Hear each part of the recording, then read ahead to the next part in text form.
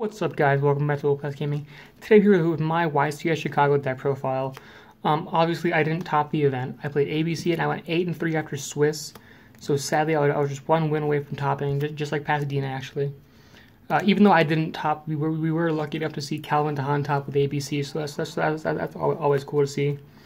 I played a much more combo heavy version of the deck than Calvin did, so my list looked pretty different than his. But without further ado, let's hop right into the video. I played 3 A Assault Core, 3 B Buster Drake, and 3 Seed Crush Wyvern. Playing 9 of each piece has been pretty standard for me for a long time now.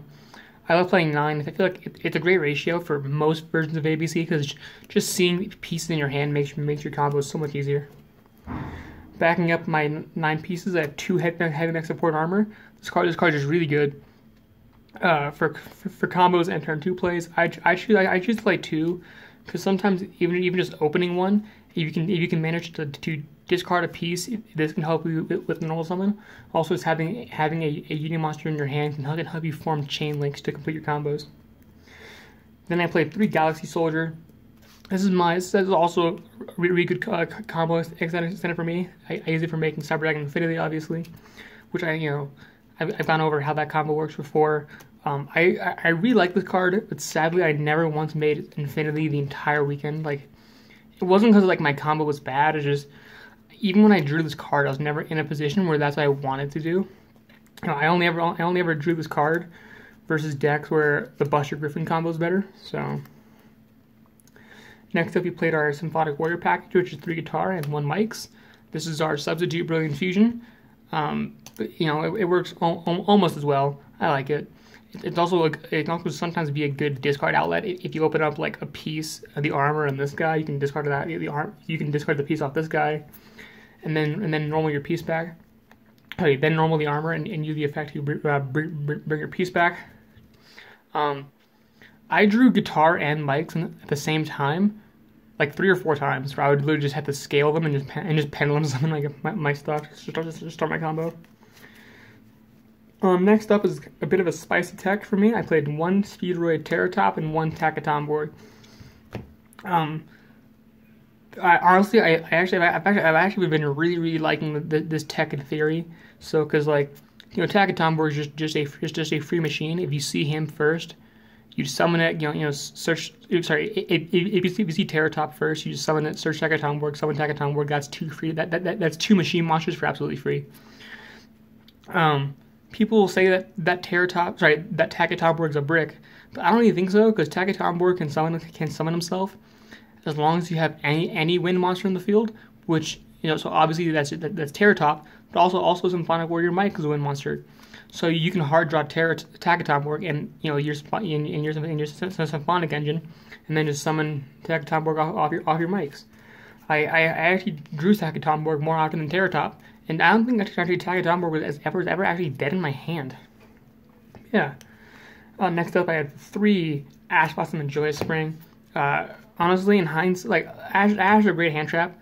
But honestly, in hindsight, I would have played less hand traps. Like, the meta at this event was like everyone was just playing so many engine. Like if you were playing a combo deck, most of your deck should have been like 40 engine cards.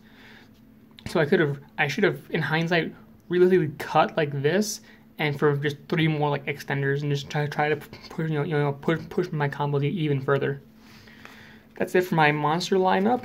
So that is next up. We'll go into my spells. We're gonna start it off with 3 Unit Hanger. Best field spell ever made. This card's really insane. We're gonna back that up with two terraforming. So we're playing 5 hangers. It's the most you can, and you absolutely should. Next up, you have 3 Called by the Grave.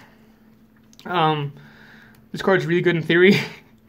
I drew it once all weekend versus I drew this card once all weekend. It sucks.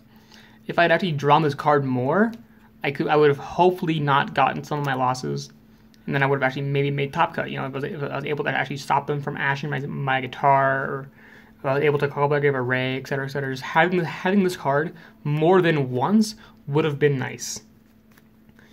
Next up, we have 3 Sky Striker Mobilize Engage for our target, and then you have 1 Afterburner, 1 Wanker, and 1 Hornet Drones. Hornet Drone's obviously just for your combos, you know, it's an extender. And then these two were actually like total MVPs of the entire weekend. Afterburner is really good at just taking out problem cards. Versus the Subterror matchup, which I played once. This card's really good because I could pop Guru and then pop Hidden City, or like there can only be one since they had Floodgates out, or like Final Battle. It was really useful to have this. Like this card came up in like a lot of my matches to pop like a Conductor versus Dino Thunder. I popped a Doom King Balladrock versus a zombie matchup, and Widow Anchor was really insane all weekend. This is basically like your fourth copy of Infinite Permanence, and also your fourth copy of Mind Control. This card's really insane. It's really good for, like, once again, taking someone's Colossus or just negating a Colossus, taking their cards just to to link off with it. Also, it's cool is you can set this card face down, and then if Buster is your only monster in the main monster zone. When you tag out Buster, since he's a cost tribute, you can chain Widowmaker to tag out, and then take one of their cards. And then lastly, we have my 3 traps, which are 3 infinite impermanence. I think that this hand trap was actually super. This is by far the better hand trap for me. You know, in terms of this and Ash, this card was more useful than Ash was. So I don't know. I like it a lot. My hand traps didn't come up that often. And you know, I wish they had more combo pieces and stuff. Next, we'll go into my extra deck. So we start off with our 3 copies of ABC Dragon Buster. You know, he's the GOAT. This card's literally insane. Our Infinity package. Once again, I think it was good. I think it was correct in theory, but I never summoned it once all weekend just because of poor timing. Whenever I saw my Galaxy Soldiers, I was never playing a certain matchup where this card's better.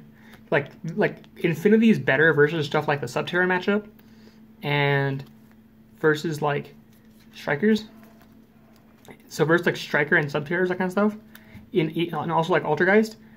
I never saw these cards. I only ever drew like Galaxy Soldier versus like Thunder Dragon, except versus that matchup you want the Buster Griffin board much more.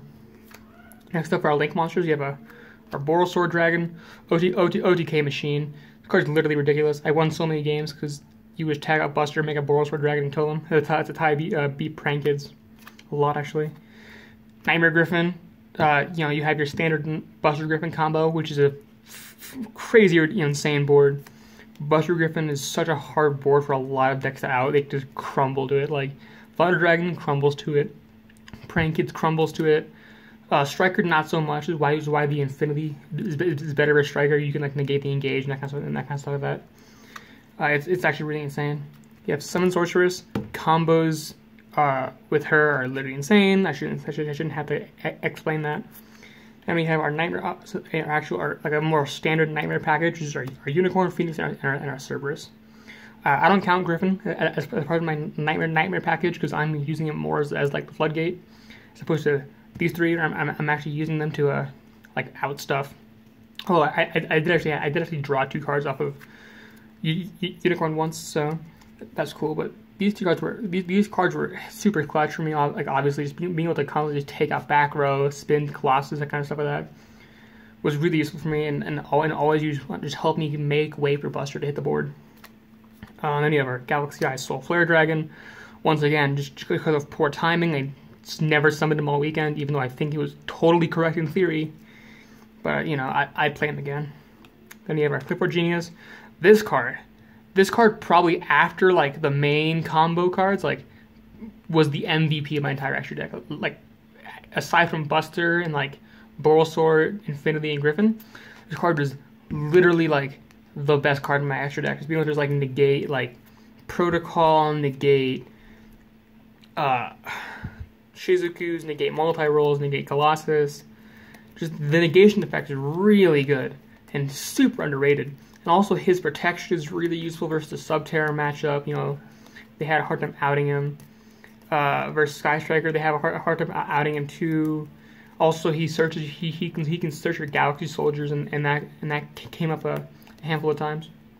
And lastly, we have our Kagari and Hayate. I chose not to play Shizuku because I didn't have room, and I chose Hayate over Shizuku because I never ever needed the effect of Shizuku. It never came up for me. Well, Hayate's did, because versus like a striker matchup, you can like mind control their Shizuku, link into a Hayate, attack directly, use the effect to mill your engage. Then main phase 2, Kugari adds back your engage, and then now you have like a combo to go off of. But Hayate attacking directly actually won me a match in time, which sounds mean, but it was true. I attacked directly, went into main phase 2 and started comboing off, and then time was called and I passed. And I passed my turn, and then I won the match. Also, so these two are just generic for my entire like Sky Striker engine. So that's it for my extra deck. And lastly, we have my side deck, which is actually really good the entire weekend. First, we have 3 Pankratops. This card is so unbelievably good. With the there are a lot of Azathoth decks, and this card outs Azathoth decks because during your turn you just use the main phase priority to summon Pankratops as first action, and then you can use Pankratops to pop the Xyz monster that they target with the rank of the spell. So also just going second versus like Geist and Subterrors, you can use this to like pop their floodgates and stuff. Next up we have 3 Mind Control, by far the MVP of my entire side deck. I must have sided this card in like 6 times. It's great for a striker because you take Shizuku and link into Hayate and not trigger Ray. It's great for Thunder Dragon because you can take Colossus, and I think 3 or 4 times versus Thunder Dragon I opened like Impermanence Mind Control, so I could just imperm one Colossus and then take the other one, and then I was absolutely insane from there. Next up, I had 3 Red Reboot. This is for the Altergeist matchup, which I played twice, and this card came up twice out of 5 games. So honestly, yeah, I played again because ABC is very capable of OTKing. So if you can just stop their trap cards, you can just make a Boral Sword Buster. You banish the one guy they have in the field, and then you just kill them. And we have our evenly matched best go second card ever printed. This card is really insane. I sided this in basically anytime I had to go second because it's just that good going second. I shouldn't have to explain evenly matched. And lastly, we had our two anti-self fragrance and then the 1 Imperial Order. This was mostly for the Striker and Prank Kids matchup because these two are like these cards are all just auto wins versus them. Like Striker can't play spells, they lose, and then Prank Kids if they can't play their fusion spell, they lose because like their link monsters aren't powerful enough to like win them games by themselves. So they need those fusion monsters, the Battle Butler, the Rocket Guy, whatever, to actually do stuff. So if you can anti-spell them and they just can't do anything, they have to just accept their entire hand and pass to you, and then you kill the next turn. So yeah, that's it for my side deck. So that's basically it for the entire matchup. Yeah, like I said at the start of the video, I went 8-3 in Swiss after 11 rounds of Swiss. Did not make top cuts, sadly, but hey, what can you do? I'll get them next time, hopefully at the ARG in Vegas or at YCS Atlanta. Anyway, if you guys like this deck, please leave a like and comment down below. It really helps me out. And as always, I'd like to thank you all for watching. I'll see you all next time.